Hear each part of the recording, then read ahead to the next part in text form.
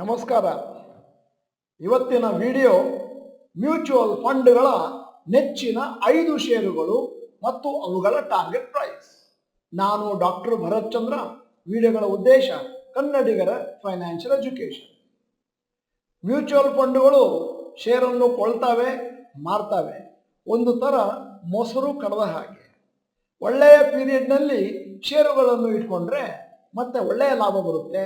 ಅದೇ ಏನಾದರೂ ಬ್ಯಾಡ್ ಫೇಸಲ್ಲಿ ಷೇರನ್ನು ಇಟ್ಕೊಂಡ್ರೆ ಅಷ್ಟಾಗಿ ಹೇಳಿಕೊಳ್ಳುವಂಥ ಪ್ರಾಫಿಟ್ ಬರೋದಿಲ್ಲ.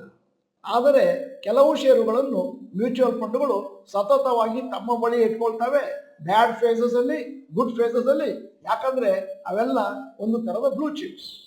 ಸದ್ಯಕ್ಕೆ ಭಾರತದಲ್ಲಿ 44 ಮ್ಯೂಚುವಲ್ ಫಂಡ್ ಕಂಪನಿಗಳಿದ್ದಾವೆ ಮತ್ತು 2500ಕ್ಕೂ ಮಿಗಿಲಾಗಿ ಮ್ಯೂಚುವಲ್ ಫಂಡ್ ಸ್ಕೀಮ್ಗಳಿದ್ದಾವೆ. ಇವತ್ತು ನಾನೊಂದು 5 ಷೇರಿನ ಹೆಸರನ್ನು ನಮೂದಿಸ್ತಾ ಇದ್ದೇನೆ. ಹೆಚ್ಚಿನ ಮ್ಯೂಚುವಲ್ ಫಂಡ್ಗಳಲ್ಲಿ, ಸ್ಕೀಮ್ಗಳಲ್ಲಿ ಅವುಗಳು ಪ್ರೆಸೆಂಟ್ ಇದ್ದಾವೆ.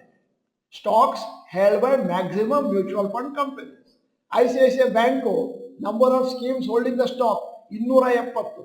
ಅಂದರೆ 270 ಸ್ಕೀಮ್ನಲ್ಲಿ ICICI ಬ್ಯಾಂಕು ಪ್ರಾತಿನಿಧ್ಯತ್ವವನ್ನು ಹೊಂದಿದೆ. Approximate current price 1237.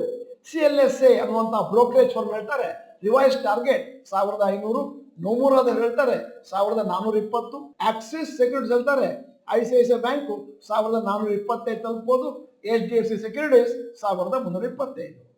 ಎರಡನೆಯ stock SBI 214 number of schemes ನಲ್ಲಿ ಅದಿದೆ. ಮ್ಯೂಚುವಲ್ ಫಂಡ್ಗಳಲ್ಲಿ ಅಪ್ರಾಕ್ಸಿಮೇಟ್ ಕರೆಂಟ್ ಪ್ರೈಸ್ 783. ಗೋಲ್ಡ್ಮನ್ ಸ್ಯಾಕ್ಸ್ ಹೇಳ್ತಾರೆ ರಿವೈಸ್ ಟಾರ್ಗೆಟ್ ಪ್ರೈಸ್ 747. ನೊಮುರಾದ ಹೇಳ್ತಾರೆ 980. ಈಗ ಮೂರನೆಯ ಸ್ಟಾಕು ಇನ್ಫೋಸಿಸ್ 212 ಸ್ಕೀಮ್ಗಳಲ್ಲಿದ್ದಾವೆ. Approximate current price 1912. Nirmal Bank ಅವ್ರು ಹೇಳ್ತಾರೆ 1985 ರಿವೈಸ್ ಟಾರ್ಗೆಟ್ ಪ್ರೈಸ್. ನೋವಾಮಾದವ್ರು ಹೇಳ್ತಾರೆ 2050. ಮೋತಿಲಾಲ್ ಆಸ್ವಾಲ್ ಹೇಳ್ತಾರೆ 2000. ಈಗ ನಾಲ್ಕನೇ ಸ್ಟಾಕು ಆಕ್ಸಿಸ್ ಬ್ಯಾಂಕ್ 205 ಸ್ಕೀಮ್ಗಳಲ್ಲಿ ಪ್ರೆಸೆಂಟ್ ಇದ್ದಾವೆ. ಇವತ್ತಿನ ರೇಟ್ ಅಂದಾಜು 1187. UBS ಬ್ರೋಕರೇಜ್ ಫರ್ಮ್ ಹೇಳ್ತಾರೆ ಆಕ್ಸಿಸ್ ಬ್ಯಾಂಕು 1250ಕ್ಕೆ ಹೋಗ್ಬೋದು. ನೊಮುರಾದವರು 1370ಕ್ಕೆ ಹೋಗ್ಬೋದು. ಜಿಯೋಜಿತ್ BNB ಪರಿಭಾಸ್ ಅವರು ಹೇಳ್ತಾರೆ 1349ಕ್ಕೆ ಹೋಗ್ಬೋದು ಆಕ್ಸಿಸ್ ಬ್ಯಾಂಕ್. ಈಗ ಐದನೆಯ ಮತ್ತು ಕೊನೆಯ ಸ್ಟಾಕ್ ಮ್ಯಾಕ್ಸಿಮಮ್ ಮ್ಯೂಚುವಲ್ ಫಂಡ್ ಕಂಪನಿಯಲ್ಲಿರುವಂತಹದ್ದು, ಸ್ಕೀಮ್ಗಳಲ್ಲಿರುವಂತಹದ್ದು ಮಾರುತಿ ಸುಜುಕಿ 173 ಸ್ಕೀಮಲ್ಲಿ ಪ್ರೆಸೆಂಟ್ ಇದ್ದಾವೆ. ಇವತ್ತಿನ approximate rate 12263. Revise target price Motilal Oswal ಅವರು 15160. ಜಿಯೋಜಿತ್ BNB ಪಾರಿಭಾಸ್ ಅವರ revise target price 12830. ICICI direct 13850.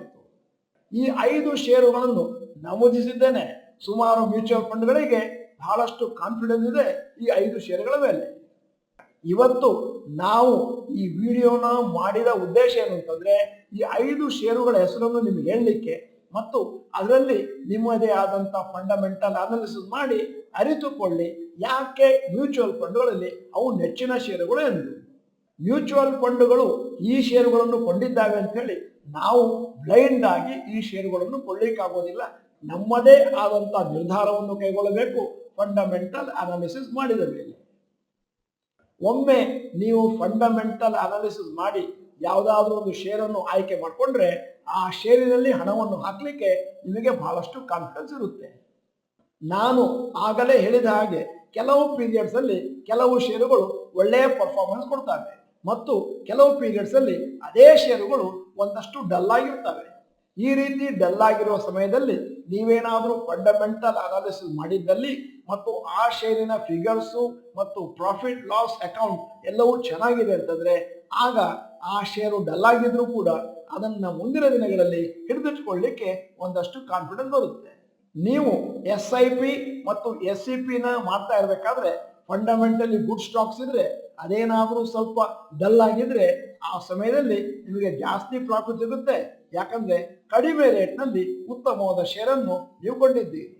ಷೇರುಗಳಲ್ಲಿ ನೀವೇನಾದರೂ ಜಾಸ್ತಿ ಹಣವನ್ನು ಕ್ರೋಢೀಕರಣ ಮಾಡಬೇಕು ಅಂತಂದ್ರೆ ಒಂದಷ್ಟು ಡೈವರ್ಸಿಫಿಕೇಶನ್ ಮಾಡಿರಬೇಕು, ಒಂದಷ್ಟು ಶಿಸ್ತಿರಬೇಕು ಮತ್ತು ದೊಡ್ಡ ಮೌಲ್ಯದಲ್ಲಿ ನಿಮ್ಮಲ್ಲಿ ಪೇಷನ್ಸ್ ಅಥವಾ ತಾಳ್ಮೆ ಇರಬೇಕು. ಅದೇ ನೀವೇನಾದರೂ ಷೇರುಗಳನ್ನು ಕೊಳ್ಳುವ ಬದಲಾಗಿ ಮ್ಯೂಚುವಲ್ ಫಂಡ್ಗಳನ್ನು ಕೊಂಡರೆ ಆಗ ಡೈವರ್ಸಿಫಿಕೇಶನ್ ಜಾಸ್ತಿ ಇರುತ್ತೆ, ಮತ್ತೆ ಅದು ಜಾಸ್ತಿ ಕೆಳಗೆ ಬೀಳೋದಿಲ್ಲ ಮತ್ತು ಅದನ್ನು ಲಾಂಗ್ ಪೀರಿಯಡ್ಗೆ ಇಟ್ಕೊಳ್ಳಿಕ್ಕೆ ಬೇಕಾದಷ್ಟು ಪೇಷನ್ಸ್ ಸಿಗುತ್ತೆ. ವಿಡಿಯೋದ ಕೊನೆಯಲ್ಲಿ ನಿಮ್ಮ ಜನರಲ್ ನಾಲೆಜಿಗಾಗಿ ಒಂದು ಪ್ರಶ್ನೆ ಕೇಳ್ತಾ ಇದ್ದೇನೆ. ಮ್ಯೂಚುವಲ್ ಫಂಡ್ಗಳಲ್ಲಿ ಟ್ಯಾಕ್ಸ್ ಬೆನಿಫಿಟ್ ಯಾವುದರಲ್ಲಿ ಸಿಗುತ್ತೆ? A debt fund, B ELSS fund, C liquid fund, D arbitrage fund. ನೀವು doctor Bharath Chandra institute Kannada channel member ಅಲ್ಲ ಅಂತಂದ್ರೆ ಇದೀಗ ಸಮಯ ಸಬ್ಸ್ಕ್ರಿಪ್ಷನ್ ಬಟನ್ ಬೆಲ್ ಐಕಾನ್ ಒತ್ತಿ. ವಿಡಿಯೋ ಚೆನ್ನಾಗಿದ್ರೆ ಲೈಕ್ ಬಟನ್ ಒತ್ತೋದನ್ನು ಮರಿಬೇಡಿ. ವಿಡಿಯೋನ ನಿಮ್ಮ ಎಲ್ಲಾ ಸ್ನೇಹಿತರಿಗೂ ಫಾರ್ವರ್ಡ್ ಮಾಡಿ. ವಿಡಿಯೋನ ಸಂಪೂರ್ಣವಾಗಿ ನೋಡಿದ್ದಕ್ಕೆ ಧನ್ಯವಾದಗಳು. ನಮಸ್ಕಾರ.